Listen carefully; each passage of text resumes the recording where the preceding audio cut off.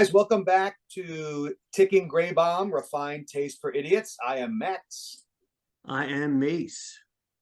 And today, as we come to the end of 2022, we'd like to chat a little bit about our watch collection goals, potential acquisitions for 2023. So, Mase, why don't we start with a wristwatch check? So, what do you have? Yeah, this is I'll probably reference this during our conversation. Yeah, so it's a Seamaster 300M, purchased about a little over a year ago. Feels great on the rubber strap. I think I'll reference this during our conversation. That's why I put it on today. All right, Good what do you stuff. got? I like it. Yeah, That's a what do good you look. got? So I have, if I could find the camera, it's my my Black Bay, the Tudor Black Bay GMT. So really like this watch. Just fuddling a little bit with the blur, but this has been my kind of go-to business travel watch. Right? I don't want something that's too expensive or pretentious. I also want something that has a little bit of wrist presence and looks nice. And I think this is also going to kind of fit into my my purchasing wish list for next year. Yeah, it's a sharp looking watch. So thank you, Mase. Why don't we start with your wish list for 2023, Mase?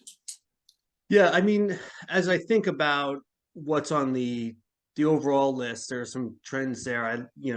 Not as surprised if you've watched a couple of our videos among the select few who have.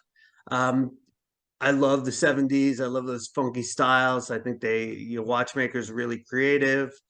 A lot of different case shapes, and there are some brands that are still in production producing the same models that they made in the 70s that I would only buy a vintage one. But then that thought about the Omega Flightmaster and having to restore it and kind of getting bit in the butt about all of that sometimes creeps into my head. So I think the first one on the list is a DOXA 300 or 300T. And the first consideration is, do you kind of go vintage versus more modern? There aren't that many vintage models kind of out there in chrono. And if you see them in kind of an analog shift, they go for some pretty large numbers. And if you happen to see one with the Aqua Lung logo on it, that kind of doubles the going rate for it. A lot of models in the kind of $4,000 to $5,000 range. There's a lot of variability there in kind of condition. A lot of the paint numbers along the bezels are gone. Some of them look really kind of chewed up. And you have to be really careful in reading the description. I was reading one the other day. It looks like the crown was replaced. And if you take a look at it, it's like, you know what, that crown doesn't really fit with that watch anymore. So I might be shying away from vintage on that kind of style, that DOXA, late 60s, early to mid 70s watch. Well, remember me, right? What I'd like to throw in here to our viewers, right, as you know, right, to our very amply proportioned viewing community, those vintage DOXAs were true tool watches, right? They were used as divers. People are really beating these watches up, right? And it's great to see that, but it's not like you're buying a Rolex date just from a similar period, right? It will definitely show its wear, right? Which some people love, right? That's a validation that it was well used to its purpose. But as a new owner in 2022, 2023, you're inheriting a lot of wear and tear. Right. I mean, made famous by Jacques Cousteau. You'll see them. I haven't read a lot of his books, but Clive Cussler, I guess the main protagonist, has a DOXA. I think Robert Redford had one, 3 Days of the Condor. So it was a very prominent watch. DOXA made a lot of innovations kind of back in the day, along with, I think, Blancpain and Rolex. DOXA has a robust history. But I'm a little bit worried about the condition and what's going going on inside the case there. So DOXA has some pretty faithful modern models, the 300 and the 300T. The 300, and they're pretty similar. The 300 is a little bit more refined, a thinner case, not as thick. It has a domed crystal, and it feels a little bit lighter. The 300T is a little bit chunkier. It's it has 1,200 meters water resistance, has a helium escape valve, whereas the 300 has a 300-meter water resistance, no helium escape valve. And the 300 is cost certified. So you kind of take those two things together. The 300, more refined, less water resistance, no helium escape valve, but cost certified. That's going for just under $2,500, right? The 300T by comparison is definitely more of a tool watch. It's got the 1,200 meters water resistance. It's chunkier. The bezel is easier to turn. It goes for just under $1,900. So is the difference there? If you want something a little bit more refined, a little bit easier under the cuff, they both have that 70s aesthetic. They both have that iconic case shape. That's the question you have to ask yourself. Is it worth the extra $600 for a little bit more refinement and cost certification or not? And that's probably stalled me quite a bit on making a decision there. So we'll see, but I kind of keep my eye on those models, and I kind of keep looking on Chrono for the vintage ones, but I'm kind of at this the fork in the road and kind of which one to pick. So that's what I have on the Doxas. Good. Yeah. You want to hit your but first probably one? leaning towards modern. That's where I'm leaning. Yeah, I would say kind of 60-40, leaning towards modern, and then from there, I'm not really sure. I think that's where you like the aesthetic, but you really have to get it on your wrist, and that requires. I think there's not a lot of local authorized dealers up here in the lower Connecticut area, so I think that requires kind of a trip down to Manhattan for that kind of a personal day away from the family to kind of try on those watches. So we'll see if I can schedule that. So I'm also looking at a vintagey piece. And again, it was like we mentioned the Black Bay GMT, which again I really like. I like the look of. The case tends to be somewhat thick, and then I guess that's the big. If there's a knock on this watch, it's it's just a thick watch. That's not so much the case; it's kind of the movement. It's one of the first. It is the first in-house Tudor GMT movement, but it protrudes a bit from the case back, and that gives it some girth. Which is, I mean, again, it doesn't necessarily affect me, but when you try on the GMT Master, and really any Rolex sports watch or the Speedy, you realize that the profile of this watch is so much sleeker. It's so much closer to the wrist. So I really I'm thinking about replacing this. I would probably keep the Tudor in my collection, but I would replace it as my everyday kind of business wear watch with a Speedy from the 90s. Okay. I love the tritium lume, right? Particularly once it patinas, right? Once it ages, and you see some gorgeous models on the market. For me, I got kind of a marker around pre-98. I think pre-98 or 1998 is when the Swatch Group officially came into being, and Omega was tucked under there. But again, we have a couple of milestones. Mason and I enjoy a couple of milestones in that decade, so it'd be nice to tie it to a 93 or 97 model. But looking for a limited edition. I'd like something that's a bit more collectible than your average Speedy, because Speedies tend to be like subs. They're everywhere. So, with that context, let's say pre-98 or something between 92 and 98, tritium dial, limited edition. Some of the references I'm looking at are the 345.0022, the 345.0808, the 3592.50 or 3591.50. So these are the type of models that I've been kind of hunting. Just a kind of a note, right? I mean, we've made comments in previous videos that obviously we're living in a market right now that's adjusting rapidly to the downside, right? It's coming back down to earth. So while I guess I could say I'm motivated to buy something in the next 30 days, I think I'm going to wait to see how speedy prices adjust over the next 90 days. So that's my first pick. Yeah, I mean, can't go wrong with the Speedmaster, right? There's something for everyone, right? They've kind of made the racing Speedmasters, kind of the Moonwatch.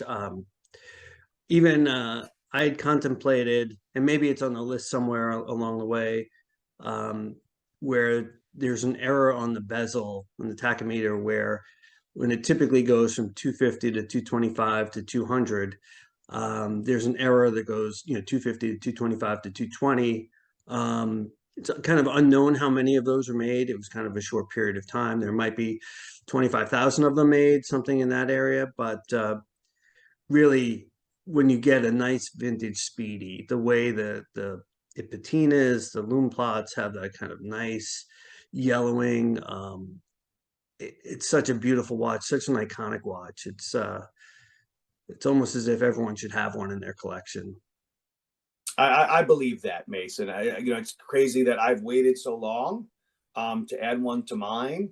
But you're right. I mean, it's one of those things where it's not a lot of money. I mean, we could all have a Patek in our collection. We could all have a AP in our collection. And someone says, "Oh, wow, it's an expensive watch." Speedies are not expensive, or at least for the most part, right? The most massive speedies, but it will always signal to someone that you have good taste in watches, that you know something about watches, right? All right. So my second pick, looking at the Explorer 2, I've been interested in this watch for well over a year. Initially, I liked the white dial. I love orange highlights in a watch. But as I've kind of looked into this model more and more, I love the way the kind of the 16570s have some patina, especially they're, I think, pre-99. They kind of age, and you get some really kind of radical versions of this, right? Kind of you know it in Italian better than I do, but those kind of Right. really bright yellow loom plots. You want to give it to us in Italian? So yeah, so I've seen this referred to as chicchi di mais, which is like corn kernels, right? Because Right. that's how richly those loom plots have aged. So you kind of have that's kind of one decision point, right? It's kind of okay, do I want that pre 1999 around that time where you get that really nice patina on the loom plots?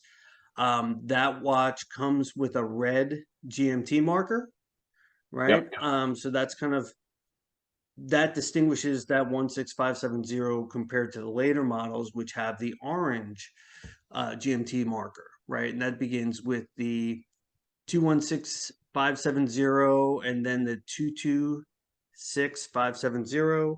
Got that right. So, and then there's kind of the secondary part of it, really strictly from an aesthetic standpoint. Do you like the red or the orange, right? The older ones versus the Right. newer ones. And then kind of the black dial or the white dial, right? Those are really the configurations that you have there. And early on, I really loved the polar dial, really polar with orange. It really was speaking to me, and I really loved it. And then I went and got this bad boy. I got the Seamaster 300. I'm not getting a great shot there, but um, as I've owned this one, my desire to have another white dial watch started to decrease. Then Tudor came out with their Tudor Pro, and I thought that watch looked really sharp. It had kind of the black dial, it had looked a lot like the older, I think the 1655, an older version of the Explorer 2.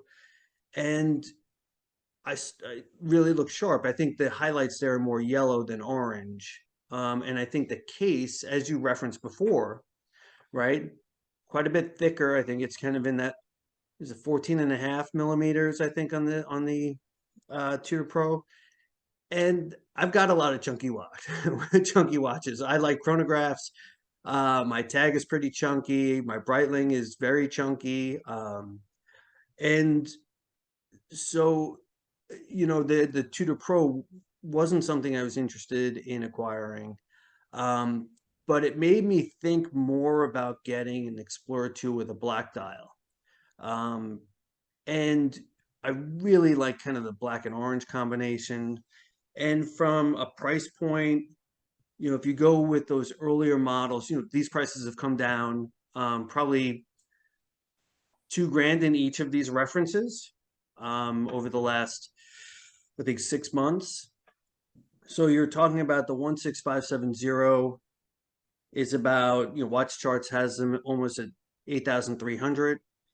I looked at one kind of secondary market. They tend to have a lot of these, a lot of examples across their storefronts. The black average between the range was from 6,900 to 9,000. The average is about 7,750. The white dial averaged about 8,700. So there's a good $1,000 difference between the black and the white dial. The white dial is obviously more Right. desirable, Older. right, out there, right? There are a lot more of the black dials out there on the market. The 216570, kind of goes up another $2,000. Watch Charts has a 10,400. This particular dealer has the black between 9,300 and 10,000, an average of 9,650. The white ranges between, I think they only had 2 or 3 examples, range between 10,300 and 10,700, average of 10,500. So once again, almost $1,000 difference between the black and the white.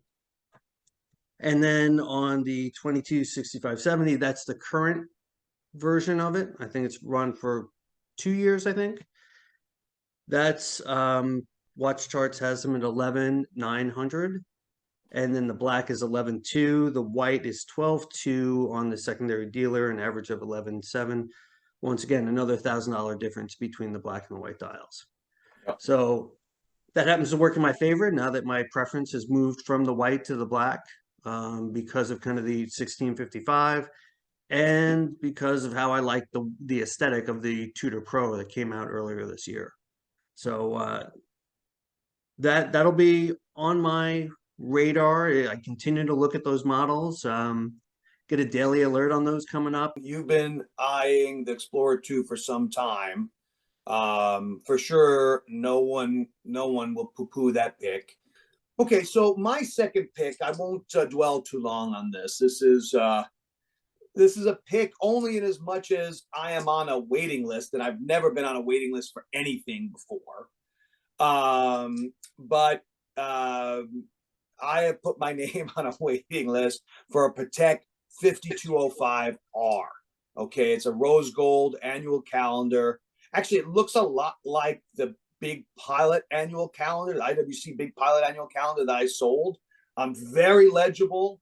Of course, the PATEK is so much smaller, and so much more wearable. I believe at either 40 or 41 millimeters, as opposed to the Big Pilot, which is nearly 47, 48 millimeters. So much more wearable, much more elegant.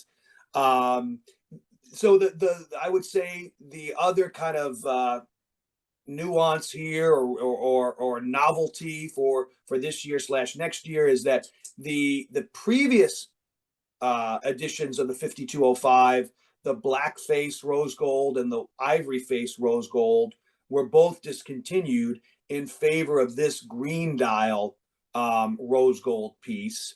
Obviously, again, I don't hear a lot about green dials right at this moment, but certainly when PATEK released this, everyone was doing everything in green dials. That was all the rage for the first half of 2022. would I come off the wait list next year? If I came off the wait list, would I be able to finance this type of piece? Still very much in doubt. But it's something that probably be, so again, the Speedy is for sure an imminent purchase. But the Patek, if it doesn't happen this year, it's probably something that I will look to be purchasing over the next 2 to 3 years for sure. Well, those are our 2 picks each. We'll see what 2023 brings. We'd like to, ask you for your feedback. What do you want to see in 2023 from us, or anyone else, for that matter? But if you like what we're chatting about, hit the subscribe button, hit like, and give us feedback, and we'll incorporate it into future episodes. Yep. Thanks, and we'll see you in the next one. Happy holidays to all. Bye bye.